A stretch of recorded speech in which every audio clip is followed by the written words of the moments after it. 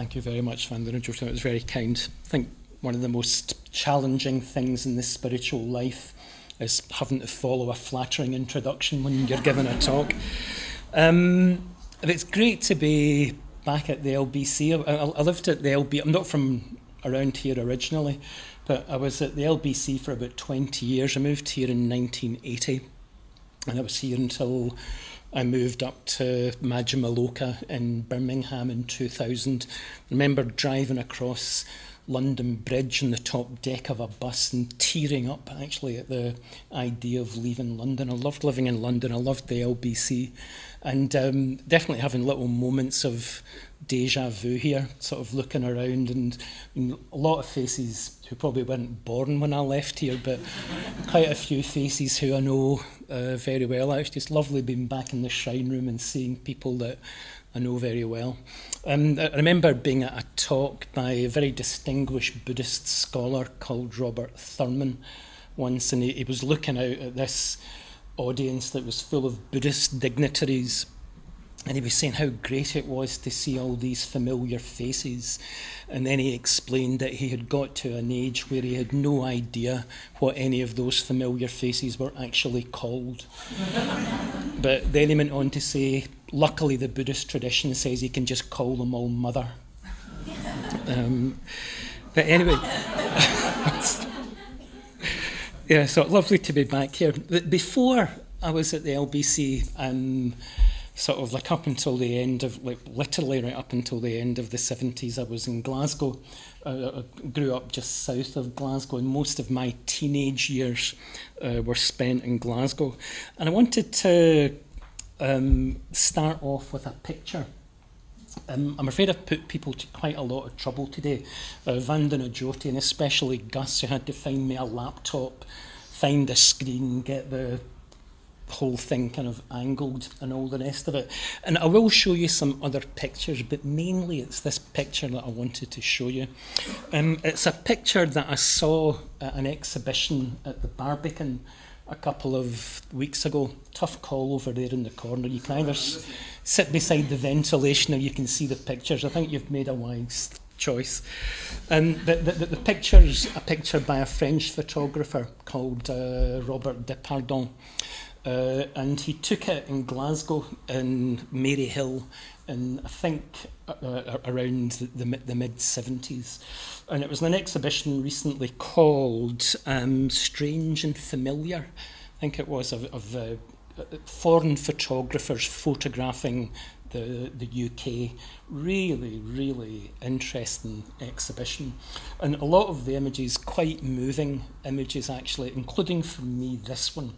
And there's just something, I mean, it's always a bit of a superfluous trying to comment on a strong image, but there was something about, you know, like I knew Maryhill, I lived in Maryhill in the 1970s, and I knew Glasgow well in that time, and you can't quite see it, but you've got this wasteland around most of the area, and this one little fenced off garden, and in the garden a kid turning cartwheels. And there's just something about that image, that kind of vitality, that sort of visceral optimism in the face of this desolation that I thought was very poignant.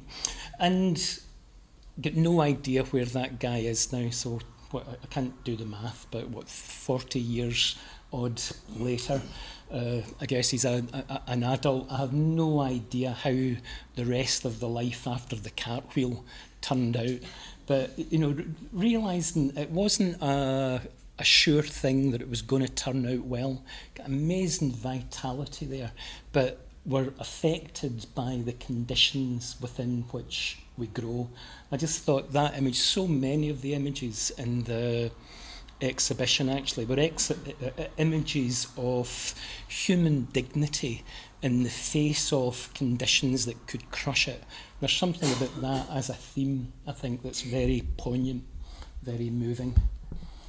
And slightly more optimistic image. This talk Vandanajoti asked me a while ago for a title, and I was reading a book at the time by a guy called James Hillman. He's an American psychologist, and I was reading a chapter called In a Nutshell. And just as I got Vandanajoti's email asking me for a title, but I realised that running right through this talk, there's a whole set of images of growth and the conditions that are necessary for growth. It's a real central metaphor in Buddhism. And that idea of a nutshell as the image of what can possibly grow seemed quite apposite, actually. So hence a talk called In a Nutshell. But this image, that de Pardon photograph, reminded me of an image that I must have come across when I lived in Glasgow in the 70s. And it was a metaphor, a sort of story told by another American psychologist called Carl Rogers. And his sort of main book, a book called On Becoming a Person, I think he's got this fantastic story that has really stuck in my mind. The story is that one winter, Rogers left a sack of potatoes in his basement and then forgot about them for months. And the next time he was in his basement was in mid-spring. He walked down into the basement and the potatoes, or at least some of the potatoes, had sprouted. And some of them had sent, whatever it is potatoes send, like a shoot across the basement floor. And one of them had found the only patch of sunlight on the basement floor and was bursting into whatever potatoes burst into, leaf, I suppose. But it really informed Rogers' approach to psychotherapy. It was basically saying hardwired into any living thing is the urge to grow, the urge to become what we potentially are.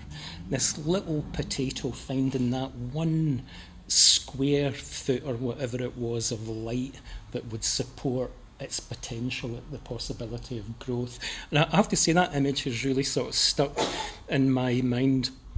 And it's an image I think you'll find a lot of parallels for in the Buddhist tradition.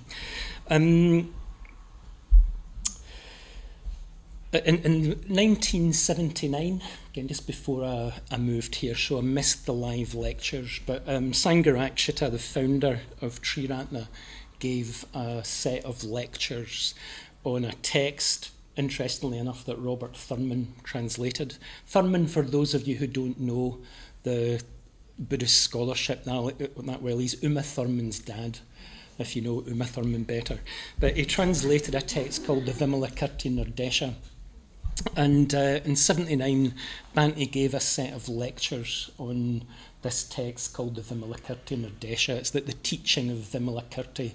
Vimalakirti was a lay practitioner, and this whole text is built around his dialogue with the Buddhas and the Bodhisattvas.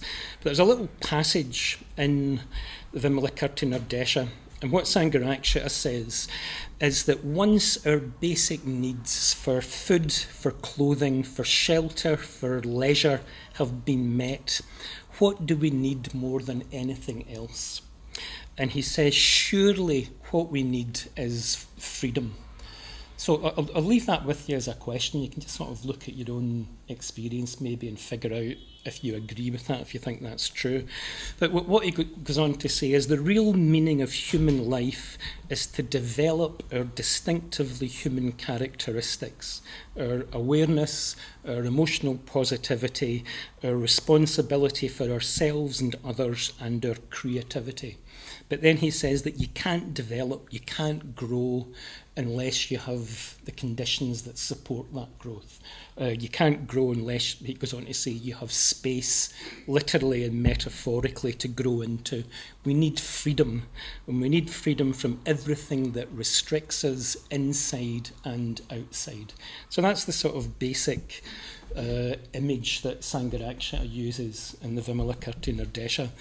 And you might might not agree with that. It'd be interesting again just to see if you do. But when I was reading my Hillman, one of the things Hillman was saying is that there's an urgency to grow, but often you don't know clearly what it is that you're trying to grow out of, what it is that you're trying to grow into. Remember when I first went along to the Buddhist Centre in Glasgow, I think in 1973 would be my first encounter with Buddhism, and I had spent years looking for, and then I couldn't tell you what it was I was looking for. I knew I was looking for something. I did the rounds of everything that was available in central Scotland at the time, which it has to be said was not a particularly spiritually rich soil to support spiritual growth. But what was there, I went to, including like the Moonies, for example, and the Church of Scotland, of course. I started off in the Church of Scotland. But it wasn't until I came across Buddhism that there was this real moment of recognition that whatever it was I was looking for, I had found it. But I still, at that point, in fact, I'm not even sure now, I could tell you quite what it was I thought I had found. So Hillman says purpose doesn't usually appear as a clearly framed goal. It starts off more likely as a troubling, unclear urge, coupled with a sense of indubitable importance. You know it matters, but it's not totally articulate what it is that matters to you. That there's a push to become something, but not always easy to articulate what it is that we're trying to become. So how do you clarify that sense of purpose? I think I'll come back to this quote in a minute or two. Something that I did recently, Vandana Jyoti mentioned this long retreat that I was on. I did about a 2-month solitary retreat in a friend's house in North Wales. And when Vandana Jyoti was imagining me walking, I also want you to imagine the rain that I was walking through. In North Wales in November and December, 50 days out of 60, it rained, right? And when I say 50 days out of 60, probably more or less like continuously for 50 days out of 60. Anyway, excuse me, just a wee moment of catharsis there. But one of the things that I wanted to do on the retreat was just a bit of a reflection. Like I'd spent about 10 years doing another kind of organisational job in Sri Ratna. I'd come to the end of that. I had a bit of a break before I had to take up anything else. So it was just this great chance to step back and to have, if you've never done a solitary retreat, they're fantastic. You know, like you've never had a situation since you were a kid that you don't have any demands on you.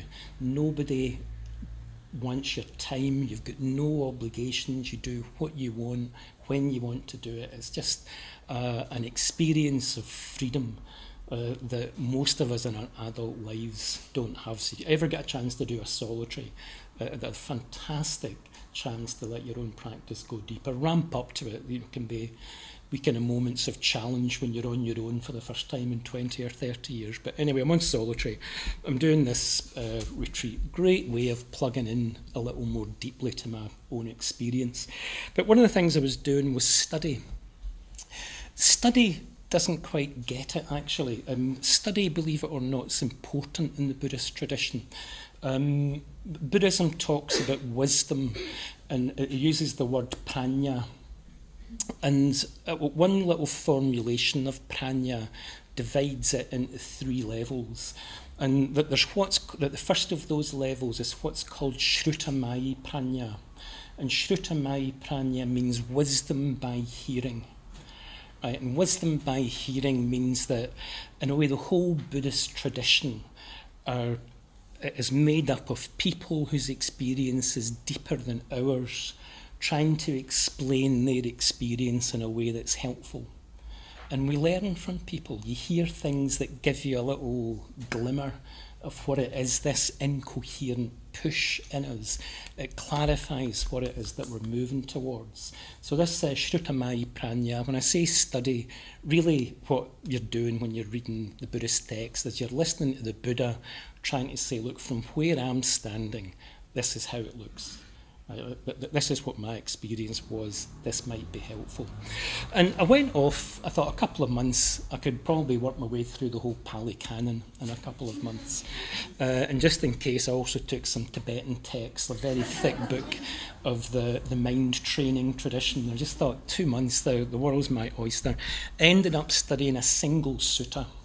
I spent 2 months just going over and over a sutta called the Satipatthana Sutta, which I believe there were some readings from this morning. And Satipatthana, sati just means, it gets translated as mindfulness. But one of the commentators on the Satipatthana Sutta says sati as mindfulness almost never gets mentioned, actually. The whole sutta is about awareness. But sati, which is that sort of direct present awareness, only gets mentioned kind of in passing, actually. There's a whole other set of descriptions of the kind of awareness that you're trying to develop in meditation. And there's one in particular that Sangharakshita has got a take on called Sampajanya. And Sampajanya is an interesting description of a certain quality of awareness. It usually gets translated as continuity of purpose. And one of the ways it gets sort of treated is that, you know, like it's just remembering what you're doing moment to moment. You have the odd kind of moment of embarrassment. I was making myself coffee the other day, and instead of putting the scoop back into the drawer that it was supposed to go to, I put it in the fridge, right, in the scoop. So Sampajanya sometimes just gets construed as remembering what it is that you're trying to do in any sort of moment. But actually Sangharakshita has got quite a different take on Sampajanya.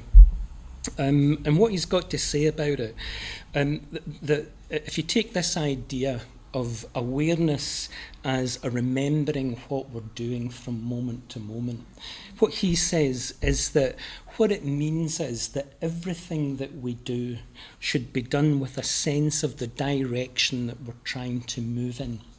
So again, we might not be totally clear about it, but there's a push in us. And what he's saying is that Sampajanya is staying connected to that push and starting to notice what it is that supports it, what it is that does not. And he says you begin to see the direction your life is taking or could take if you were to act differently. And then he goes on to say, well, how do you figure out what that direction is? One of the points he makes is it's hard. You know, like you've got the Hillman quote again, you've got the sense of urgency. You know it's important, but you can't always articulate what it is in us that's trying to emerge, trying to find its way across that basement floor. And traditional ways that the tradition gives you, the Buddhist tradition gives you, meditation is an obvious one. You're starting to look a little more clearly, a little more deeply into your own experience. But interestingly, he says that often you don't see it yourself, and that actually it's in relationship that we start to get clearer about our own experience. And there's a couple of ways that that happens. You know, like I've lived in communities probably most of my life as a practicing Buddhist, and I was thinking the other day, what was it about that I found helpful? And one of the, totally obvious things is I'm around people who in a lot of ways are more aware than I am, and just watching how somebody responds and having a kind of, not even that I'm learning a conscious lesson, I'm just watching somebody a little more thoughtful, a little more aware, a little more attentive in how they respond, and you learn something. So I think one of the ways that we start to clarify our own emerging direction is you see something being lived a little more fully in somebody else, and something in us recognises that and responds to that. So that's one way that it happens. But he says also you get yourself reflected back quite directly. You tell people what's important to you, and they're asking you about it, they're encouraging you to clarify. So in those moments of communication, you start to understand a bit more deeply what's going on in your own experience. And there's a particular practice that's developed quite a lot in Sri Ratna. And I don't know how many of you have done this. Some of the old-timers will have. But there's people living in community. One of the practices is to tell your life story. And you just sort of describe what your life has been like so far. And one of the things that happens in that is you start to see themes in it. It's not until you start to do it as a joined up story that you start to see themes and you start to see patterns, even things that you didn't recognise yourself.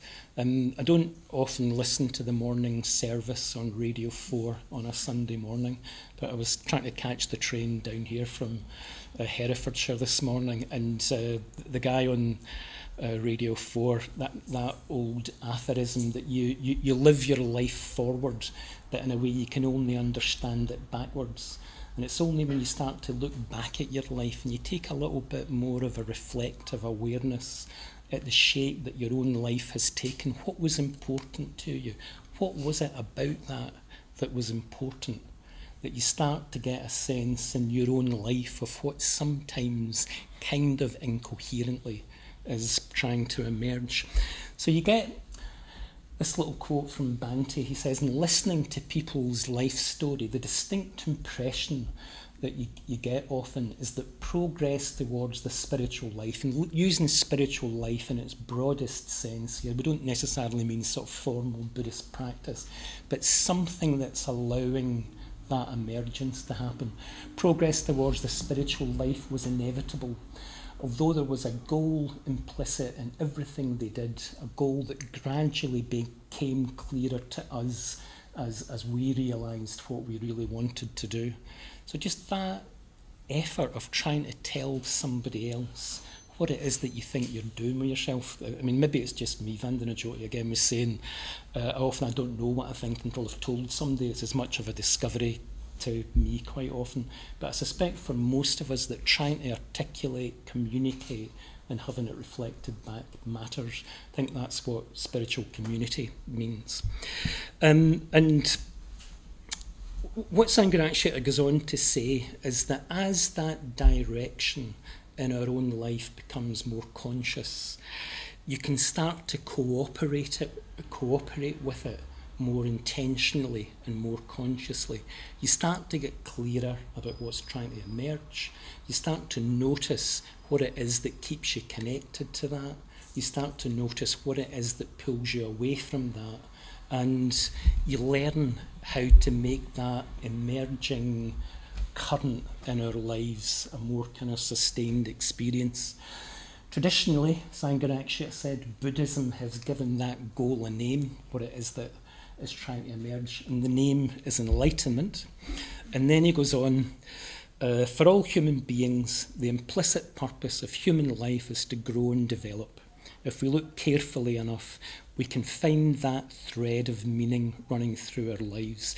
Then I think a really interesting little one-liner, it's the function of the Dharma to help us to find it. So in a sense, before the Dharma is anything about Buddhism, before enlightenment is anything about Buddhism, it's the clarification of what it is that's trying to emerge in us and what it is that connects us to that and that keeps us connected to it. So it's the job of the Dharma to connect us to it. Maybe that brings us back to the theme of the day and Dharma Day. And I know again, you had a set of readings about the build-up to Dharma Day. Dharma Day, I'm guessing most people by this time in the day know this, but it marks the June-July full moon, and it's the occasion of the Buddha first. It is called teaching, right? But even that makes it something more formal than it is. It's the Buddha having had a couple of months of absorbing his own enlightenment experience, communicates it for the first time, manages to explain to somebody else the crux of what that experience was. So that's what Dharma Day is. It's that moment of communication.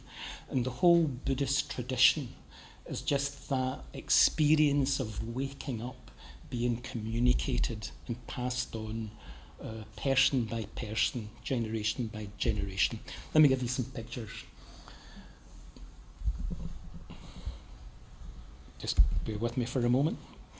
I just wanted that back on just to make this segue to the next image. Okay, top right-hand corner of the fence. This is the Buddha going forth, the reading for which he got. And this fantastic image, again, this is one of these images from the Buddhist tradition that slightly makes my hairs on the back of my neck go up. So it's the prince getting rid of the princely robes, I think that's them on the back of the horse, cutting his hair and moving off, this commitment, moment of commitment to spiritual practice. The Enlightenment, this is perhaps not the most distinguished bit of Buddhist art you're ever going to see in your life. It's a detail, I think, from a tanka that the LBC owns of the Buddha's life story. And this is the Enlightenment. And I think one of the reasons it's worth having that image up is just to say that spiritual practice isn't always totally straightforward, right? And every now and again, I don't know if you've found this in your practice so far, that there's an emerging current, there's an emerging process, but every now and again you hit resistance, right? You think, okay, that's enough, something else. So just this image of the Enlightenment, and at that moment of enlightenment, all of these sort of habits, deep habits that we're working against, the traditional image of the arrows being fired, and as they touch the Buddha's meditative aura, they turn into flowers and fall at his feet. So just that relationship to the complexity of our own experience. And then finally, this is in a way what Dharma Day is celebrating. This is a teaching that traditionally is called the Dhammacakkappavattana Sutta. Dhammacakkappavattana just means turning the wheel of the Dharma. And again, when I was thinking about this talk, I just found myself making it kind of looking for personal equivalents. I don't know when you think of the Buddha, if you think of the Buddha, quite what it is that you're bringing to mind. And this idea of the first sermon and the 5 ascetics. But basically you've had this guy on his own for a couple of months, just absorbing the Enlightenment. He wants to teach it, and just the natural instinct is to want to talk to people he knows and people he likes. So his teachers, he intuits, are dead, and he goes looking for the people that he practiced with, but it's quite a difficult relationship. Like he's meeting again people who he broke with, not on good terms. The people, the 5 ascetics that he was practicing with, felt that he had really kind of reneged on his own spiritual practice. They felt he had sort of in a way betrayed them and gone off on his own. So this is him coming back into a relationship with people with whom there's quite a complex dynamic, quite a complex emotional relationship. And he teaches the 4 Noble Truths. Again, this is absolutely classic. The Dhammacakkappavattana Sutta is the Buddha for the first time teaching suffering, the cause of suffering, the end of suffering, and the path leading to the end of suffering. And again, it's easy to hear that as a bit of a cliche. If you know much about Buddhism, you probably know that that was the Buddha's first teaching. And it's one of the teachings that gets Buddhism a wee bit of a bad name as being pessimistic. One of the ways it gets translated is that Buddhism says that all conditioned existence is suffering. But I was thinking, really, that's not what the 4 Noble Truths is about at all. At least one way of looking at the 4 Noble Truths. The Buddha says himself, he only teaches 2 things. He teaches suffering, and he teaches the cessation of suffering. And what's happening in the Dharmacakkappavattana Sutta, the Buddha's talking to people he practiced with for years. And he's saying, basically, in any moment of experience, there's two possibilities. Right? There's the possibility of responding to experience in a way that causes suffering. And there's the possibility of responding to experience in a way that moves you towards liberation. In a way that supports that move of growth. And, like the classical teaching is that the cause of suffering is craving. The later traditions sort of amplified it. And it said basically there are three poisons in the mind. There's craving. And what craving is the habit of the mind. So somebody talked about the three poisons as pulling towards, pushing away, and going round in circles. So pulling towards is in this fluid experience, you try to catch it, you try to fix it, you try to hold on beyond the kind of natural moment where that's possible. In a world where everything's impermanent, again, like the kind of basic teaching, somebody says that the basic human tragedy is we look for permanent satisfaction from impermanent experience. So craving's this attempt to get permanent satisfaction from impermanent experience. Aversion is pushing away any aspect of reality that we find threatening. And confusion is just we have no idea what's happening. Just the mind's in, just not seeing experience clearly. And in the traditional teaching, the cessation of suffering is just the opposite of that. So there's non-craving. And the later tradition talked about non-craving just as openness. A lovely kind of very simple rendering of that from an American teacher called Pema Chodron, when she talks about the great Buddhist virtue's curiosity. So rather than trying to hang on to one aspect of experience, it's just an openness, responsiveness and attentiveness to what's naturally arising, whatever it is. The opposite of the aversion, the pushing away, is just obvious, it's connection. So it's that habit of the mind to resist, to push away, and just out of that interest, what a Japanese teacher calls intimacy with life. It's a willingness to become connected to our own experience, a willingness to become connected to the world around us, to the people around us. And the opposite of confusion is clarity. Just what you do when you sit down on your cushion, you start to follow the breath. You're just teaching the mind how to be present to experience whatever that experience is. And basically what's being said, the teaching of the Four Noble Truths, is that in any moment of experience, we can respond out of resistance, we can try and push experience away, or we can start to pay attention, we can start to open up, we can start to connect. And in that opening, in that connecting, the conditions that allow that unfolding to happen, the liberation from suffering, starts to become possible.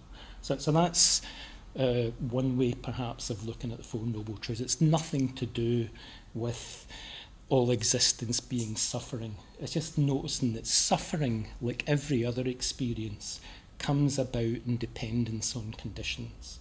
And those conditions are craving, aversion and confusion. And you take away the conditions, you take away the suffering. You create this move towards awakening. That's what the Four Noble Truths is trying to say.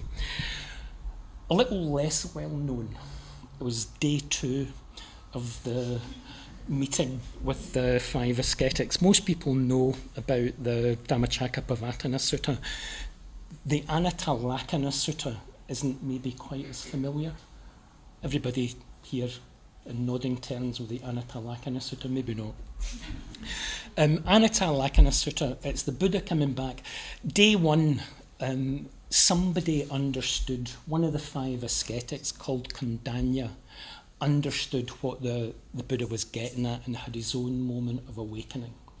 And the Buddha, you get this moment in the scriptures, it obviously mattered to the Buddha that somebody understood him. So there's this little kind of outcry or kind of verse at the end of the Dhammacakkappavattana Sutta, which is Kandanya knows. Kandanya being the guy. And ever after that, Kandanya was called, his name in Pali means Kandanya who knows. So Kandanya got it on day one.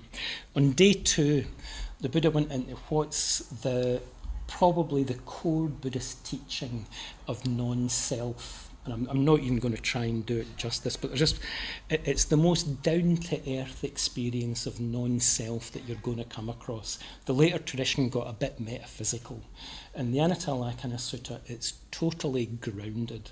So if you want a nice, grounded experience of non-self, Anatalakkhana Sutta is one of the places to look at.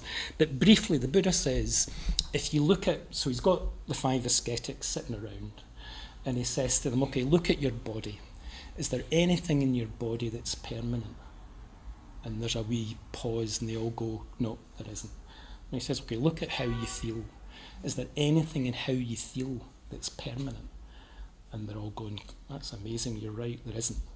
And then look at your state of mind. If you look at what your mind's doing, anything in that experience that's permanent, there isn't. And then look at the whole field of experience. Are you looking at anything, anywhere, that's permanent? And just that, again, totally simply, there's no metaphysics involved. Just looking at your experience, everything that you're looking at is in a process of change. That there's nothing anywhere in your experience, should you choose to inquire into it, that you can find that isn't part of this changing, unfolding process. And what Buddhism's saying is, what the Buddha's saying, if I may be so presumptuous, is that anywhere you look, your experience is totally real. Everything that you touch, taste, smell, feel, think is as vivid, as rich as you think it is. But just it's not separate the way we think it is. It's just you're looking at something where no matter where you look, nothing in it. I forgot to mention dukkha, didn't it? That all experiences.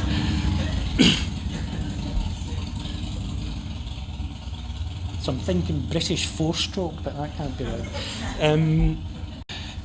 Just sorry, getting back to the point, that basic idea, wherever you look in your experience, it's as rich as you think it is, but there's nothing in it that's permanent, nothing in it that's separate.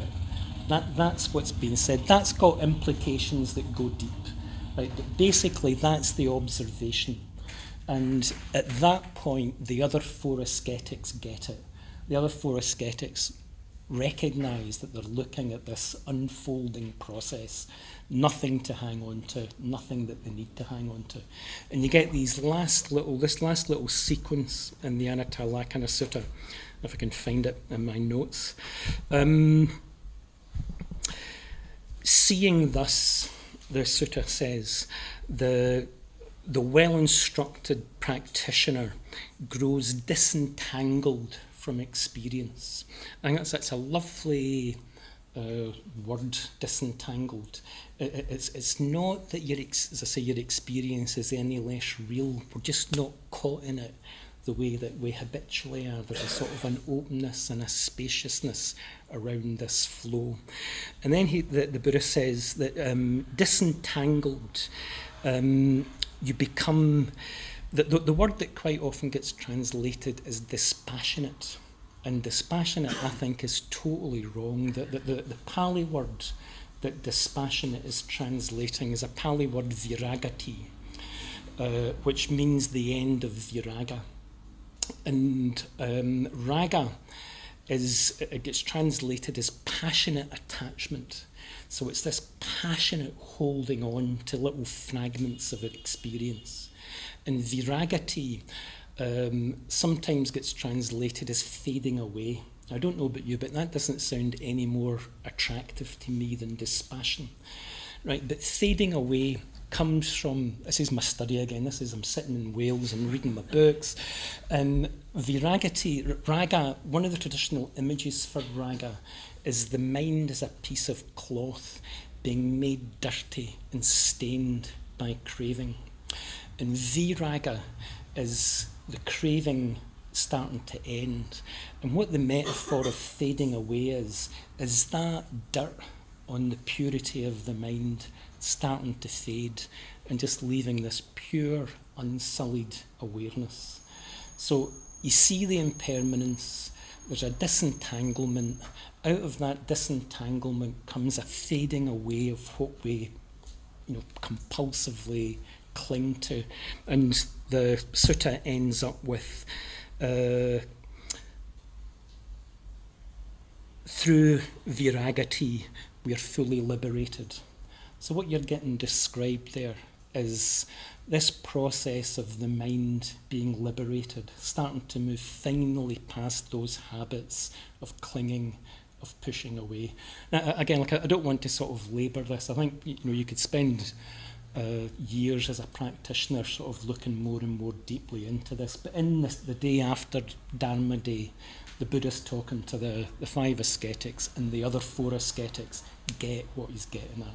So there's this sort of shared experience of liberation.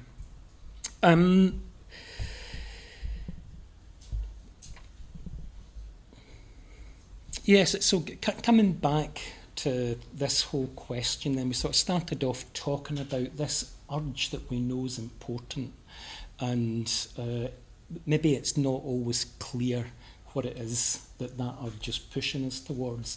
I think in these 2 suttas, the Buddha's trying to describe, you're trying to get an image of what it is that we're moving towards. It's a direction that the mind's moving in, out of that confusion, and to use the traditional Buddhist language, into this experience of liberation, this experience of awakening.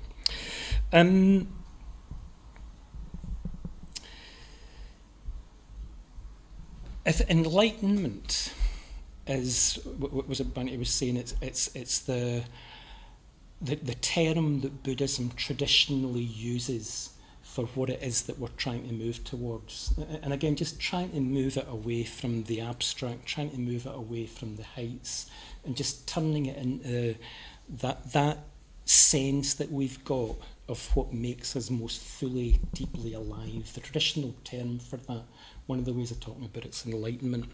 There's another traditional term that describes our clarification around that, starting to understand more deeply what the conditions are that support that process of awakening. And it's the traditional term's going for refuge. I wanted to finish off just by saying something about going for refuge. One of the things that I'm quite involved in still in Triratna is ordination training for men. And ordination is, in a sense, it's quite central to how we think about Dharma practice. I know I'm talking to a wide range of experience here, but I wanted to try and articulate a little bit about this language, this traditional term of going for refuge, and what ordination is in relationship to that. So the Pali term for going for refuge is saranang gacchami. And saranang is refuge, it's something stable, something secure. And gacchami is to move towards. So it's this sense again of the process of our experience, the process of our minds being an unfolding. And gacchami is starting to consciously direct that unfolding. We're not just moving, we're moving towards something. And traditionally, what you talk about in the Buddhist tradition is that you move towards Buddha, Dharma, and Sangha. So for some people in the room, this is going to be totally familiar ground. And the excuse on an occasion like this is that non-repetition is the canker of the teachings. Right? You can't hear some things too often. Right, so if this seems familiar, just bow in its direction as a useful truth.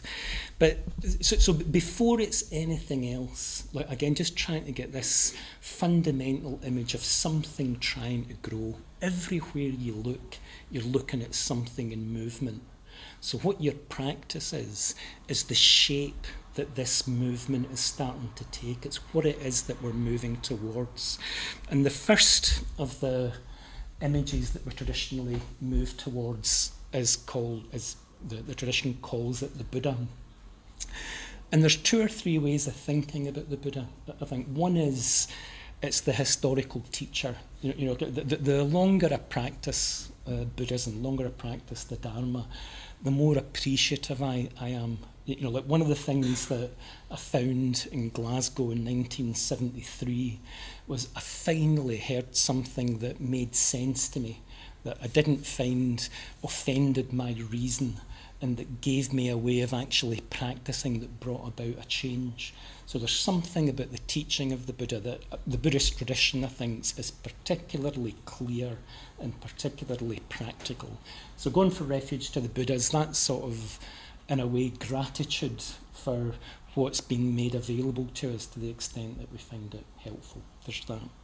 But there's a sort of second, I'll just give you a wee slideshow actually, but a sort of second sense of going for refuge to the Buddha is again going back to this image of it's not always clear what it is that we're moving towards.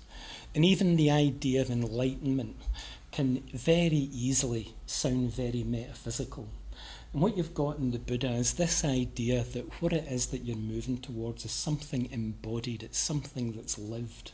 And you're looking at the tradition, trying to describe what enlightenment's like as a lived experience.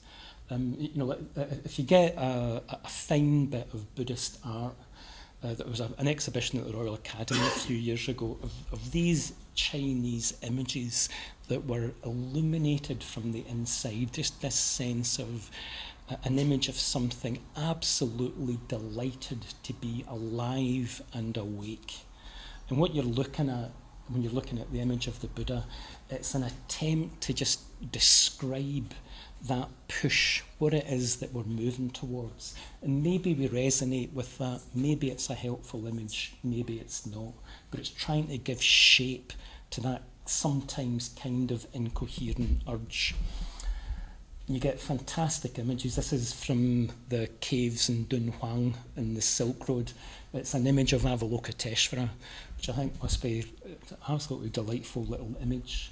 And the Buddhist tradition just keeps on giving you images. You get the peaceful images, you get wrathful images, male images, female images, just trying to give a form to what it is that we're moving towards. Going for refuge to the Dharma. Again, you've got the big truths. You've got the everything's impermanent, everything arises in dependence on conditions. But there's a text called the Cetokila Sutta, and it's another image of growth. And basically, what the Cetokila Sutta is about is what creates a desert and what creates growth. And in the Cetokila Sutta, it starts off saying, well, the Dharma supports growth. But then it takes another step, and it says not just the Dharma, but the training. And what the training is the Dharma starting to take concrete shape in our own practice. There are some Buddhist teachings that will never make sense to all of us. Right? And there are some Buddhist teachings that you hear them and you recognise that's something that makes a difference to my experience. So what the training is, again, it's like any growth needs this urge from the outside, and it needs the conditions that support it. So it's you starting to recognise those practices, those specific forms that in your experience support that process of growth. And it's making a commitment to engage with those conditions that start to support that current of growth. And in the end, it has to get specific. You know, like there's me on my retreat, And it got simpler and simpler and simpler till I was doing one practice every time I sat down to meditate, because you can feel in your own experience the impact that it's having. So commitment, going for refuge to the Dharma, is in your experience what supports that movement into openness, into awareness, and recognise how important it is. We've got all sorts of pushes. We're surrounded by the psychic equivalent of 1970s Mary Hill. Not all of the conditions that we've got access to support growth. So to start to be aware of what supports that process of growth and committing to it matters. And going for refuge to the Sangha is, and again, just this sort of obvious thing, the traditional language of the Sangha is the enlightened teachers who have passed on the Dharma. But in the Cetokila Sutta says, in the end, you've got to make connections with your companions in the spiritual life. And it's the people that we're practicing with that reflect us back. It's the people that we're practicing with that we see what mindfulness looks like as an embodied experience, or we see what a wee bit more emotional openness looks like as an embodied experience. And one of the deepest, most visceral ways that we learn is to see what we're trying to grope our way towards lived a little more fully in the people round about us. So in a sense, going for refuge, the Buddha, Dharma and Sangha is that clarifying what it is that we're moving towards. You start to get, like, the language that I use might not be the language that does it for you, but you get a feel for what this deep, urgent push in you is trying to move towards. The Dharma are those conditions that support it. The Buddhist tradition says, on the whole, it's going to be practices that support awareness. It's going to be practices that move you away from an emotional self-reference into an awareness of other people and a responsiveness to other people. But the shape that that takes in you individually will have its own particular flavour. And the Sangha is the relationships that support it. I was talking about ordination, and what ordination is really is just that process of growth. It's a marker. Like the more people who join the order, from my point of view, the better. Right? To me, it's a sort of it's a symbol. It's a metaphor for committed practice, but really underpinning it is each of us waking up to what supports that process of growth and consciously starting to cooperate with it. You're not having to create it. Like you're not having to make yourself aware. All you have to do is to recognise this deep push towards growth that's an intrinsic part of our own mind, and to commit ourselves to setting up the conditions that support that. Last image.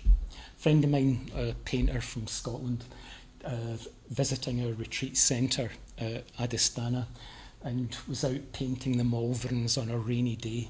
And she said, as far as she was concerned, she was painting the parable of the rain cloud.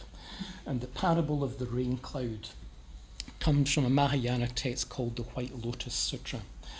And it's an image that the Dharma is like the rain.